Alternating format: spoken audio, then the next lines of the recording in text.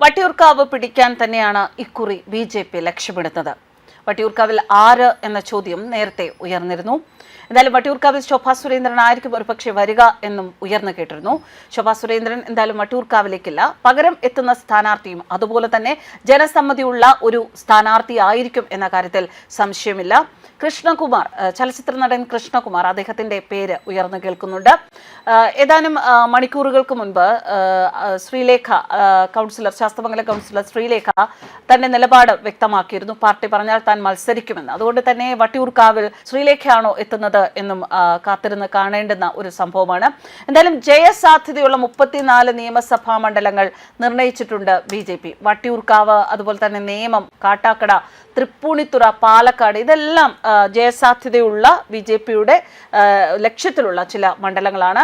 എന്നാൽ ഏറ്റവും കൂടുതൽ ജയസാധ്യത കൽപ്പിക്കുന്നത് വട്ടിയൂർക്കാവിലും നേമം മണ്ഡലത്തിലുമാണ്. നേമം മണ്ഡലത്തിൽ നേരത്തെ താൻ തന്നെയാകും സ്ഥാനാർത്ഥിയെന്ന് ബി.ജെ.പി സംസ്ഥാന അധ്യക്ഷൻ രാജീവ് ചന്ദ്രശേഖർ പ്രഖ്യാപിച്ചിരുന്നു. എന്തുവന്നാലും കെ മുരളീധരനെ തോൽപ്പിക്കണം എന്ന കാര്യത്തിൽ ബി.ജെ.പിയിൽ രണ്ടഭിപ്രായമില്ല. ബി.ജെ.പിക്ക് എപ്പോഴും ഭീഷണിയായി നിൽക്കുന്നത് മുരളീധരന്റെ സ്ഥാനാർത്ഥിത്വം തന്നെയാണെന്ന് പറയേണ്ടി വരും. 2016 നേമത്ത് ഒ രാജഗോപാലാണ് ജയിച്ചത്. ബി.ജെ.പിക്ക് ആദ്യമായി നിയമസഭയിലേക്ക് ഒരു പ്രവേശനം കിട്ടിയത് നേമം മണ്ഡലത്തിൽ കൂടിയാണ്. അന്ന് യു.ഡി.എഫ് സ്ഥാനാർത്ഥി വി സുരേന്ദ്രൻ പിള്ളയ്ക്ക് 13,800 വോട്ട് മാത്രമാണ് കിട്ടിയത്. എന്നാൽ 2021 ഈ ചിത്രം മാറുന്നതാണ് കണ്ടത്. കുമ്മനം രാജശേഖരനായിരുന്നു ബി.ജെ.പി സ്ഥാനാർത്ഥി. CPM-ന് പതിവ് പോലെ വി ശിവൻകുട്ടിയും, കോൺഗ്രസിന് വേണ്ടി മുരളീധരൻ എത്തി. ഇതോടെ ബി.ജെ.പി വോട്ടിൽ വലിയ ചോർച്ചയുണ്ടായി. 36,000 വോട്ട് മുരളീധരൻ പിടിച്ചതോടെ 4,000-ഓളം വോട്ടിന് ബി.ജെ.പി സ്ഥാനാർത്ഥി തോൽക്കുകയായിരുന്നു.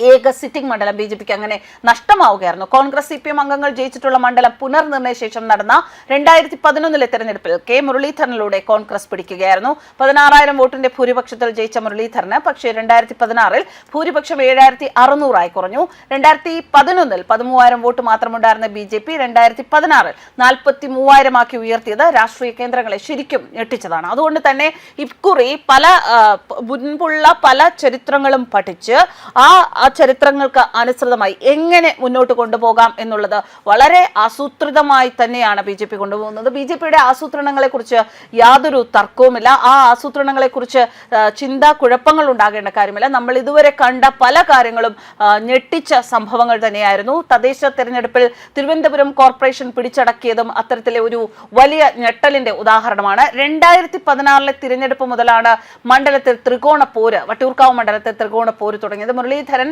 വടകര മണ്ഡലത്തിൽ നിന്ന് ലോക്സഭയിലേക്ക് തിരഞ്ഞെടുക്കപ്പെട്ടതോടെ 2019 ഉപതെരഞ്ഞെടുപ്പ് നടക്കുകയും മേയറായിരുന്ന VK പ്രശാന്ത് ജയിക്കുകയുമായിരുന്നു. 2021 പ്രശാന്തിലൂടെ മണ്ഡലം CPM നിലനിർത്തുന്നതാണ് കണ്ടത്. ഈ രണ്ട് തെരഞ്ഞെടുപ്പിലും പ്രശാന്തിന് വളരെ ശക്തരായ എതിരാളികൾ ഉണ്ടായിരുന്നില്ല എന്നതും ശ്രദ്ധേയമാണ്. തദ്ദേശ തെരഞ്ഞെടുപ്പ് വിജയത്തിന്റെ ആവേശത്തിൽ തന്നെയാണ് ബി.ജെ.പിയുടെ ഇക്കുറിയുള്ള വരവ്. അതുകൊണ്ട് തന്നെ ഇത്തവണ തീപാറുന്ന പോരാട്ടം തന്നെയാണ് അവിടെ എല്ലാവരും കാത്തിരിക്കുന്നത്. നിയമസഭാ തെരഞ്ഞെടുപ്പിൽ ബി.ജെ.പി വിജയസാധ്യത പ്രതീക്ഷിക്കുന്ന വട്ടിയൂർക്കാവ്, നേമം, മഞ്ചേശ്വരം മണ്ഡലങ്ങളിൽ ശ്രദ്ധ കേന്ദ്രീകരിക്കുകയാണ് മുന്നണി നേതാക്കൾ. 10 വർഷത്തിനു ശേഷം കേരളത്തിൽ വീണ്ടും താമര വിരിയിക്കും എന്ന ആ ഒരു തീരുമാനത്തോടുകൂടി തന്നെയാണ് ബി.ജെ.പി കുറി കച്ചകെട്ടി ഇറങ്ങുന്നത്. അതിനെ തടയിടാൻ സർവ്വസന്നാഹങ്ങളുമായി പടയൊരുക്കുകയാണ് LDF-ഉം UDF-ഉം. പക്ഷേ ജനങ്ങൾക്കിടയിൽ എത്രത്തോളം LDF-നും UDF-നും തങ്ങളുടെ മുഖച്ഛായ പഴയതുപോലെ നിർത്താൻ സാധിക്കും എന്നുള്ളതും ചിന്തിക്കേണ്ട വിഷയങ്ങളാണ്. ബി.ജെ.പി സംസ്ഥാന അധ്യക്ഷൻ രാജീവ് ചന്ദ്രശേഖറും മന്ത്രി വി ശിവൻകുട്ടിയും മത്സരിക്കുന്ന നേമത്ത് പ്രചാരണത്തിലുള്ളത് സംസ്ഥാന നേതാക്കളാണ്.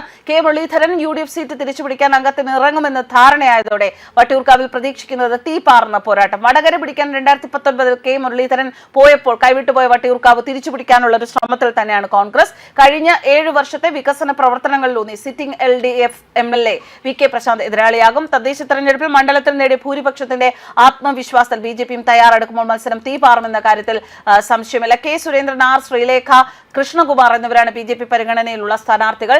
തദ്ദേശ തെരഞ്ഞെടുപ്പിൽ വട്ടിയൂർക്കാവിലെ 24 നഗരസഭാ വാർഡുകളിൽ 10 UDF ഭൂരിപക്ഷം നേടിയിരുന്നു. ബി.ജെ.പി 9 വാർഡുകളിൽ ഭൂരിപക്ഷം നേടിയപ്പോൾ LDF-ന് 4 മാത്രമാണ് മേൽക്കൈ ഉള്ളത്. എന്തായാലും വട്ടിയൂർക്കാവിലെ തീപാറുന്ന മത്സരം, അതിന്റെ റിസൾട്ട് എന്തായിരിക്കുമെന്ന് അറിയാനുള്ള ആകാംക്ഷയിൽ തന്നെയാണ് ഇപ്പോൾ തിരുവനന്തപുരം ഒന്നടങ്കം. വട്ടിയൂർക്കാവ് എന്ന് പറയുമ്പോൾ തന്നെ അതൊരു സ്റ്റാർ മണ്ഡലമാണ്. ഇതുവരെ അവിടെ വട്ടിയൂർക്കാവിൽ ജയിച്ചിട്ടുള്ളവരും വട്ടിയൂർക്കാവിൽ വന്നിട്ടുള്ളവരും ഒക്കെ സ്റ്റാർ പരിവേഷം ഉള്ളവർ തന്നെയാണ്. അതുകൊണ്ട് തന്നെ ബി.ജെ.പി ഇപ്പോൾ വളരെ ശ്രദ്ധാപൂർവം വട്ടിയൂർക്കാവ് മണ്ഡലത്തിന് വേണ്ടി പ്രവർത്തിക്കുമ്പോൾ തന്നെ വളരെ ശ്രദ്ധാപൂർവമുള്ള ഒരു സ്ഥാനാർത്ഥിയെ തന്നെയായിരിക്കും അവിടെ നിർത്തുക എന്നുള്ള കാര്യത്തിൽ യാതൊരു സംശയവുമില്ല.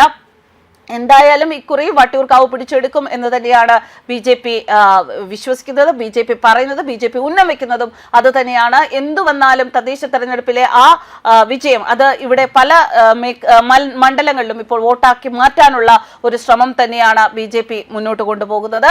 വട്ടിയൂർക്കാവും BJPയുടെ കയ്യിലേക്ക് എത്തും എന്നുള്ള കാര്യത്തിൽ നേതാക്കന്മാർക്ക് യാതൊരു സംശയവുമില്ല. ഇനിയുള്ള ദിവസങ്ങൾ അതിനുവേണ്ടിയുള്ള പ്രവർത്തനങ്ങൾ തന്നെയാണ്. എല്ലായിടത്തും വികസനം എന്നത് BJPയുടെ കയ്യിൽ മാത്രമാണ് ഭദ്രം എന്നുള്ളത് ഏറെക്കുറെ ജനങ്ങൾക്ക് മനസ്സിലാക്കി കഴിഞ്ഞു. അപ്പോൾ ആ ഒരു പാതയിൽ തന്നെ വഴിവെട്ടി മുന്നോട്ട് പോകാൻ തന്നെയാണ് BJPയുടെ ലക്ഷ്യം. അതിനുള്ള ഒരു വലിയ ഒരു മാർഗമായി തന്നെയാണ് ആറ്റുകാൽ പൊങ്കാല വന്നതും. ആറ്റുകാൽ പൊങ്കാല കുറ്റമറ്റതാക്കാൻ മേയറുടെ പരിവാരങ്ങളും ചേർന്ന് മുന്നോട്ട് പോകുന്നത് തന്നെ ഏറ്റവും വലിയ ഒരു ഉദാഹരണം തന്നെയാണ്. തിരുവനന്തപുരത്തുകാരെ, കേരളത്തിലുള്ളവരെ ഒക്കെ ഒരൊറ്റ കാര്യത്തിലൂടെ തന്നെ കയ്യിലെടുക്കാൻ ഈ പൊങ്കാല അവർക്ക് ഏറ്റവും നല്ല സഹായകമാകും എന്നതും ഒരു കാര്യം തന്നെയാണ്.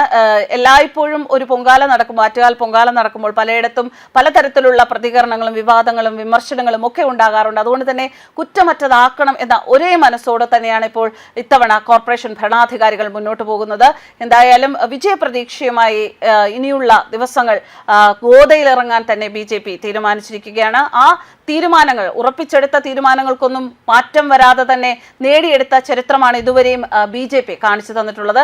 ഇക്കുറിയും അതിൽ മാറ്റമൊന്നും ഉണ്ടാകില്ല എന്ന വിശ്വാസത്തിൽ തന്നെയാണ് തിരുവനന്തപുരം ഒന്നടങ്കവും കേരളം ഒന്നടങ്കവും കാത്തിരിക്കുന്നത്. News desk karmas.